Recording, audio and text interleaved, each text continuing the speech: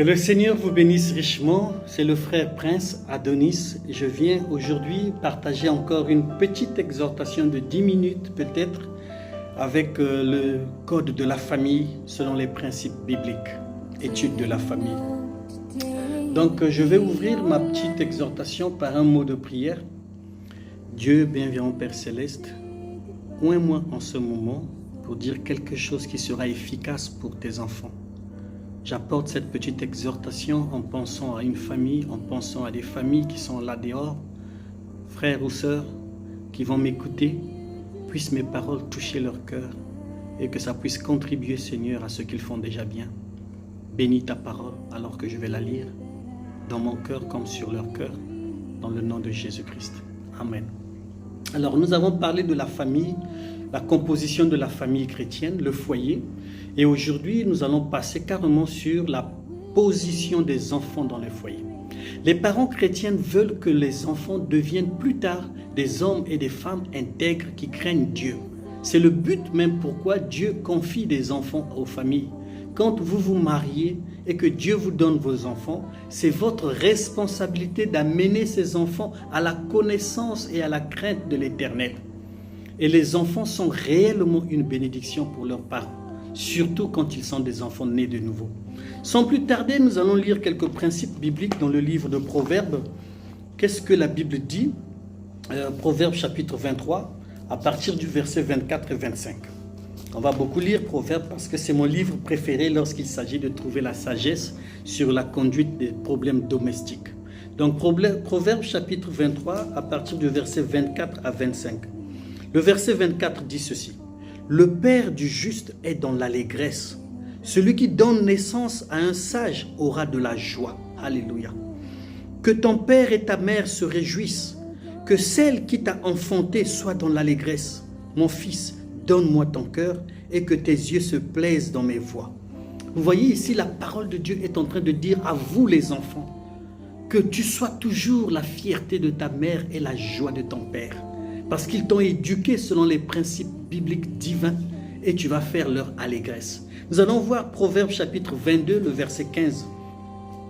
Proverbes chapitre 22, mon stylo, le verset 15 est juste là devant moi. Il dit ceci.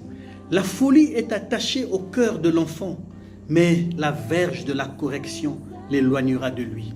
Donc chaque enfant qui vient au monde, il y a une petite folie qui est attachée à son cœur. Et cette folie, c'est parce que nous sommes nés selon la volonté permissive par le sexe. Et à cause du péché de Adam et Ève, notre nature est pécheresse. Et quand un enfant grandit, il a déjà la nature charnelle en lui, qui lui cause d'avoir des désirs charnels, parmi lesquels il y a une petite folie, comme la Bible l'appelle. Alors, l'enfant doit être dressé, comme nous avons parlé. C'est comme une fleur que tu plantes dans un jardin.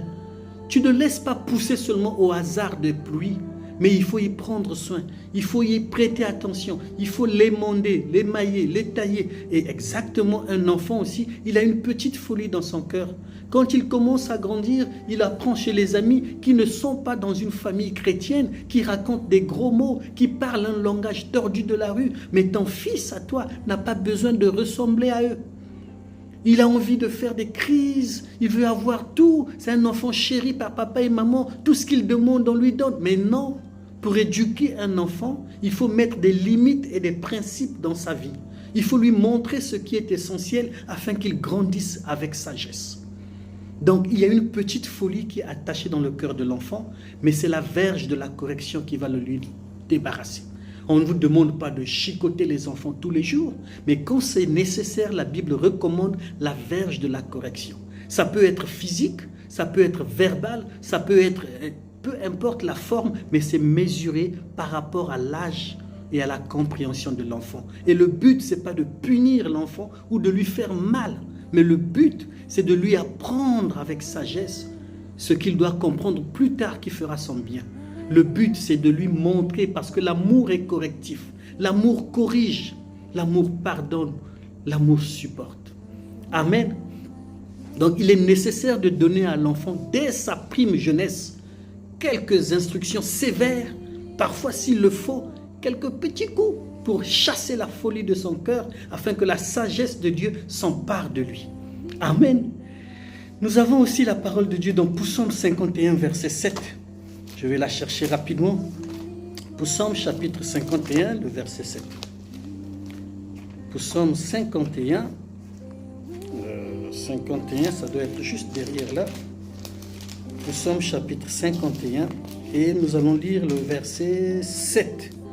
Alors, la Bible dit, « Sans reproche dans ton jugement, voici, je suis né dans l'iniquité, et ma mère m'a conçu dans le péché.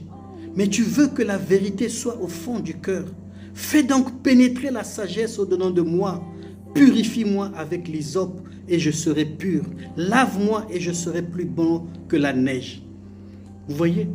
Donc nous, êtres humains, nous sommes passés par le même processus, papa et maman.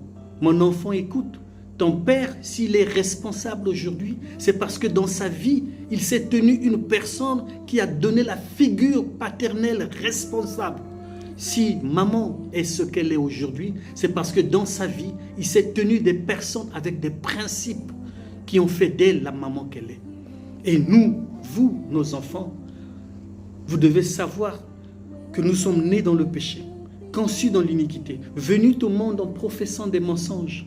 Mais Dieu veut que la vérité demeure dans votre cœur. Mais qui a la responsabilité d'apporter la vérité? Parce que Jésus-Christ est le chemin, la vérité et la vie. Qui va apporter l'évangile de Jésus-Christ dans le cœur de l'enfant? C'est l'éducation du père et de la mère. Et il y aura des fois, pour que ça pénètre, ils vont gratter la surface. Ils vont cogner un peu. Ils vont forcer la chose. Mais c'est pour ton bien, mon enfant. Ne t'irrite pas lorsque ton père ou ta mère te corrige. Amen. Parce que la sagesse de Dieu doit pénétrer au-dedans de toi. C'est ce que Dieu exige. C'est pourquoi la Bible donne des bons conseils. Et nous allons lire un des conseils bibliques dans Proverbes chapitre 22, le verset 6. Vous allez voir. Il y a plein de conseils dans la Bible. Proverbes chapitre 22.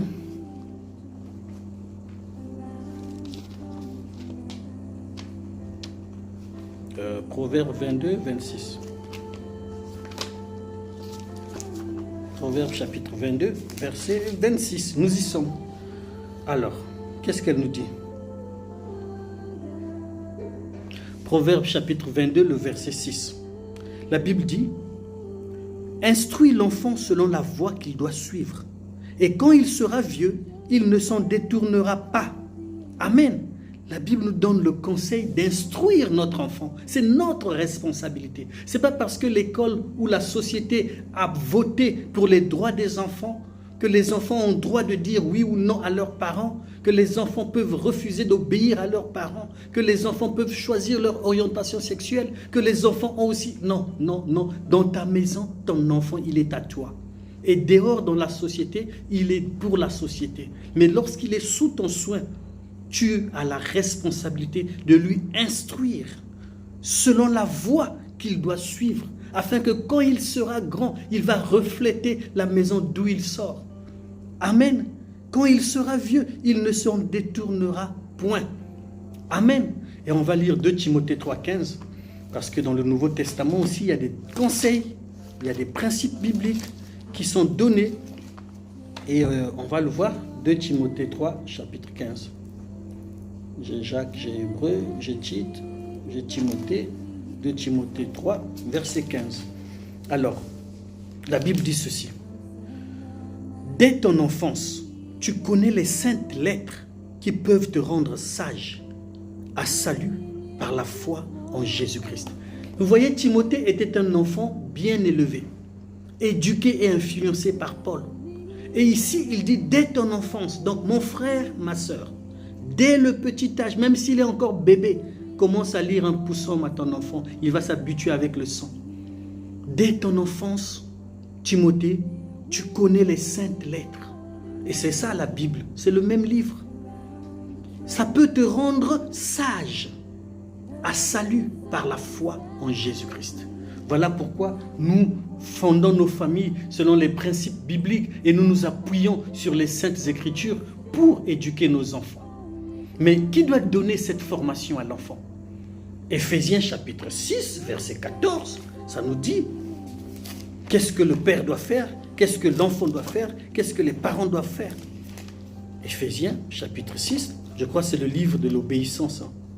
Éphésiens. Pour vous les enfants, vous devez aimer ce livre parce qu'il est très beau. Éphésiens, chapitre 6, verset 4. Ça dit ceci. Et vous, pères, n'irritez pas vos enfants, mais élevez-les en les corrigeant et en les instruisant selon le Seigneur. Donc, le père a la responsabilité et le devoir d'élever son enfant en le corrigeant. Tu vois, en le corrigeant et en l'instruisant selon le Seigneur, selon les principes bibliques. Amen. Nous allons aussi regarder Deutéronome chapitre 6, versets 6 à 7. Ça, c'est dans l'Ancien Testament, lorsque Dieu donne la loi à Moïse, comment les familles de l'époque étaient dirigées. À l'époque de Moïse, quand ils sont sortis de l'Égypte, Dieu leur a donné le livre de Deutéronome, qui signifie double loi, qui signifie le livre de la loi. Deutéronome chapitre 6, versets 6 à 7. Alors, la Bible dit ceci, au verset 6. Le titre c'est « Les parents doivent instruire les enfants ». Alléluia. Et le verset 6 à 7, c'est ce que je vais lire, mais vous pourriez lire le reste chez vous. « Et ces commandements que je te donne aujourd'hui seront dans ton cœur. Tu les inculqueras à tes enfants, et tu en parleras quand tu seras dans ta maison, quand tu iras en voyage, quand tu te coucheras et quand tu te lèveras. Tu lieras comme un signe sur tes mains et ils seront comme des frontaux entre tes yeux. Tu les écriras sur les poteaux de ta maison et sur tes portes. » Vous voyez? Donc c'est la responsabilité du père et de la mère de faire des écritoires dans les murs de la maison parce que ça reste dans la pensée et l'imagination de l'enfant. Quand il voit « Seigneur, bénis notre maison. Ainsi soit-il, cette famille est chrétienne. Moi et ma maison, nous servirons l'Éternel. » Dans sa chambre, l'enfant voit des écrits, des saintes écritures. Ça va rester gravé.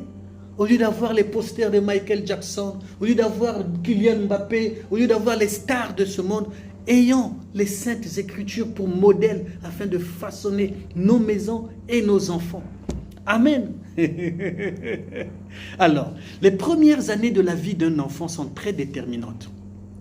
C'est au cours de cette période que l'enfant se forge, qu'il comprend et il commence à se développer selon les règles et les aptitudes d'ordre mental. C'est grâce à l'éducation sans relâche du père et de la mère que l'enfant se développe parfois rapidement et il acquiert des aptitudes qui lui serviront de fondement. Et c'est ça qui fera sa personnalité, son caractère. Pour que l'enfant se développe bien, il est très important qu'il soit entouré de l'éducation du père et de la mère. Il se peut que l'enfant soit un orphelin et que vous jouez le rôle ou la figure paternelle ou maternelle. Il se peut que c'est dans une famille recomposée, mais si tu es là en tant que père, si tu es dans cette famille en tant que mère, c'est de votre responsabilité d'éduquer cet enfant ou de lui donner la figure et l'affection paternelle ou maternelle. Vous voyez, en famille, on apprend plus à l'enfant que les enfants en apprendront lorsqu'ils sont à l'école, lorsqu'ils sont en vacances chez les mémés, chez les tantes. C'est un exercice de très grande valeur. Prendre la parole de Dieu, dire son opinion, écouter les saintes écritures et le lire à ton enfant. Respecter l'autrui. Respecter quand quelqu'un parle, attendre que la personne termine de parler avant que tu puisses prendre la parole. On ne coupe pas l'autre lorsqu'il parle. Ne pas interrompre. Savoir s'excuser quand tu as marché sur le pied de ta soeur ou de ton frère.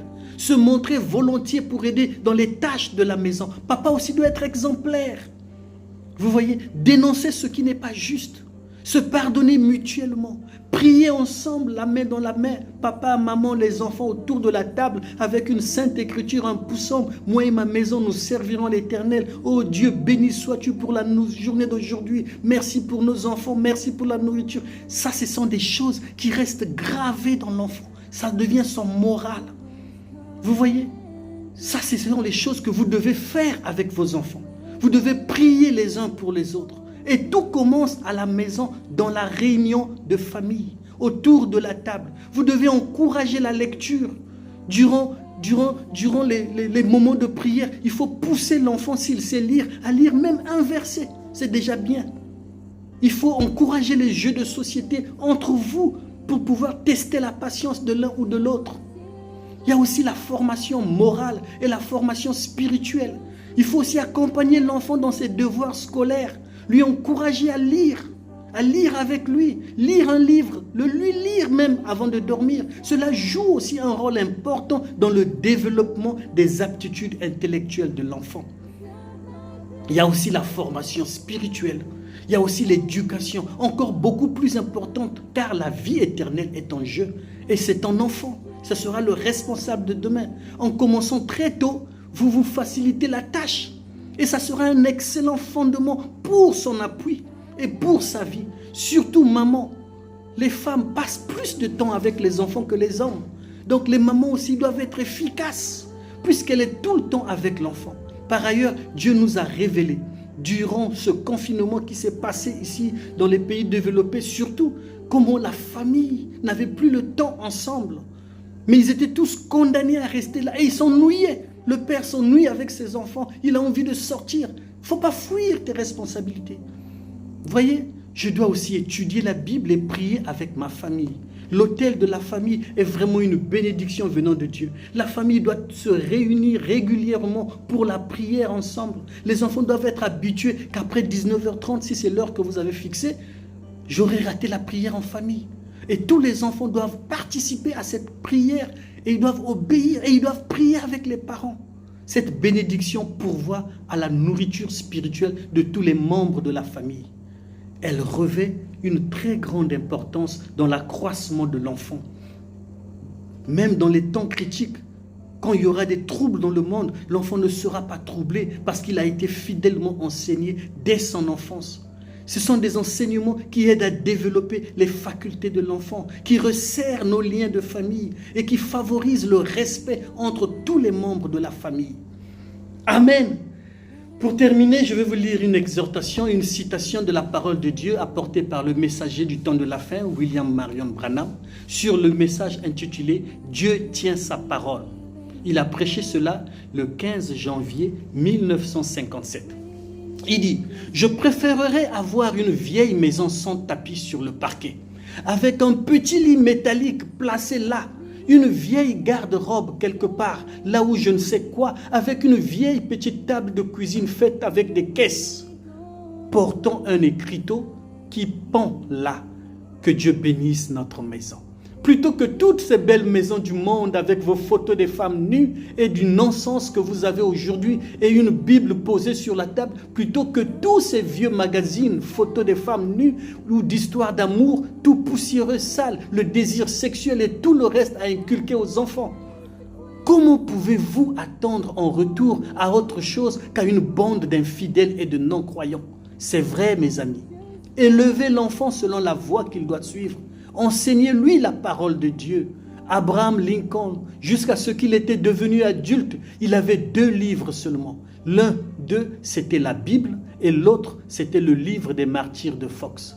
Abraham Lincoln, 3 points de suspension. Et il a beaucoup étudié cela et il avait lu, il s'est concentré sur cela et c'est ce qui a développé ce genre de personnage qui était Abraham Lincoln. Que Dieu bénisse notre maison. Que Dieu restaure la prière en famille, que Dieu restaure nos liens de famille, que le père, la mère et les enfants se tiennent la main dans la main et prient ensemble. Que le Seigneur vous bénisse. Priez aussi pour moi. Dieu Tout-Puissant, merci pour cette merveilleuse exhortation. Bénis les familles, les maisons où ma voix sera entendue.